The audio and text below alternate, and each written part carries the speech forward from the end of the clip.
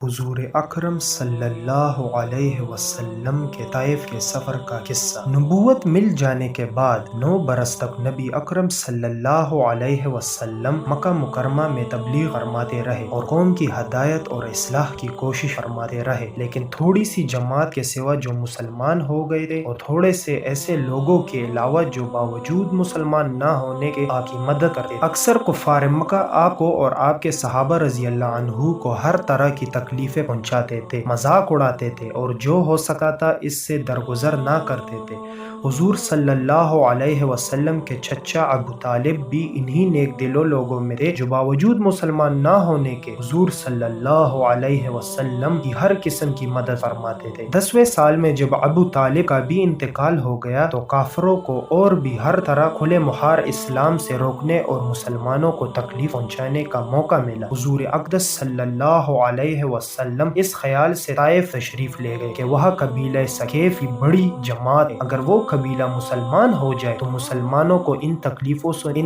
سے نجات ملے اور دین کے پھیلانے کی بنیاد پڑ جائے۔ وہاں پہنچ کر قبیلے کے 3 سرداروں سے جو بڑے درجے کے سمجھے جاتے تھے گفتگو فرمائی اور اللہ کے دین کی طرف بلایا اور اللہ کے رسول کی یعنی اپنی مدد کی طرف متوجہ کیا، مگر ان لوگوں نے بجائے اس کے کہ دین کی بات کو قبول کرتے یا کم از کم عرب کی مشہور مہمان نوازی کے لحاظ سے ایک مہمان کی خاطر مدارت کرتے، صاف جواب دے دیا اور نہایت بے رخی اور بد اخلاقی سے پیش آئے۔ ان لوگوں نے یہ بھی گوارا نہ کیا کہ آپ یہاں قیام فرما لیں۔ جن لوگوں کو سردار سمجھ کر بات کی تھی کہ وہ شریف ہوں گے اور مہذب گفتگو کریں گے، ان میں سے ایک شخص بولا کہ اوہو، آپ ہی کو اللہ نے نبی بنا کر بھیجا ہے، معاذ اللہ۔ دوسرا بولا کہ اللہ کو تمہارے سوا کوئی اور ملتا ہی نہیں تھا جس کو رسول بنا کر بھیجتے، استغفر اللہ۔ تیسرے نے کہا کہ میں تجھ سے بات کرنا نہیں چاہتا اس لیے کہ اگر تو واقعی نبی ہے جیسا کہ دعویٰ ہے تو تیری بات سے انکار کر دینا مصیبت سے خالی نہیں، اور اگر جھوٹ ہے تو میں ایسے شخص سے بات کرنا نہیں چاہتا۔ اس کے بعد ان لوگوں سے نا امید ہو کر حضور اکرم صلی اللہ علیہ وسلم نے اور لوگوں سے بات کرنے کا ارادہ فرمایا کہ آپ صلی اللہ علیہ وسلم تو ہمت اور استقلال کے پہاڑ تھے، مگر کسی نے بھی قبول نہ کیا، بلکہ بجائے قبول کرنے کے حضور صلی اللہ علیہ وسلم سے کہا کہ ہمارے شہر سے فوراً نکل جاؤ، استغفر اللہ، اور جہاں تمہاری چاہت کی جگہ ہو وہاں چلے جاؤ۔ حضور اکرم صلی اللہ علیہ وسلم جب ان سے بالکل مایوس ہو کر واپس ہونے لگے تو ان لوگوں نے شہر کے لڑکوں کو پیچھے لگا دیا کہ آپ صلی اللہ علیہ وسلم کا مذاق اڑائے، استغفر اللہ، استغفر اللہ، تالیاں پیٹے، پتھر مارے، حتیٰ کہ آپ صلی اللہ علیہ وسلم کے دونوں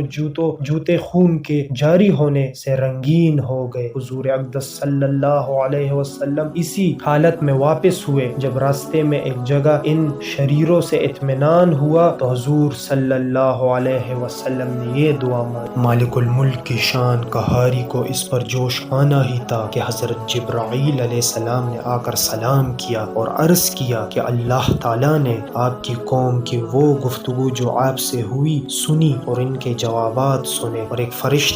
فرشتے کو جس کے متعلق پہاڑوں کی خدمت ہے آپ کے پاس بھیجا ہے کہ آپ جو چاہے اس کو حکم دے۔ اس کے بعد اس فرشتے نے سلام کیا اور عرض کیا کہ جو ارشاد ہو میں اس کی تعمیل کروں، اگر ارشاد ہو تو دونوں جانب کے پہاڑوں کو ملا دوں جس سے یہ سب درمیان میں کچل جائے، یا اور جو سزا آپ تجویز فرمائے۔ حضور صلی اللہ علیہ وسلم کی رحیم کریم ذات نے جواب دیا کہ میں اللہ سے اس کی امید رکھتا ہوں کہ اگر مسلمان نہیں ہوئے تو ان کی اولاد میں سے ایسے لوگ پیدا ہو جو اللہ کی پرستش کرے اور اس کی عبادت کرے۔ یہ ہے اخلاق اس کریم ذات کے جس کے ہم لوگ نام لیوا ہے کہ ہم ذرا سی تکلیف سے کسی کی معمولی سی گالی دے دینے سے ایسے بھڑک جاتے ہیں پھر عمر بھر اس کا بدلہ نہیں اتارتا، ظلم پر ظلم اس پر کرتے رہتے ہیں اور دعویٰ کرتے ہیں اپنے محمدی صلی اللہ علیہ وسلم ہونے کا۔ نبی کریم صلی اللہ علیہ وسلم اتنی سخت تکلیف اور مشقت اٹھانے کے باوجود نہ بد دعا فرماتے ہیں نہ کوئی بدلہ لیتے ہیں، سبحان اللہ۔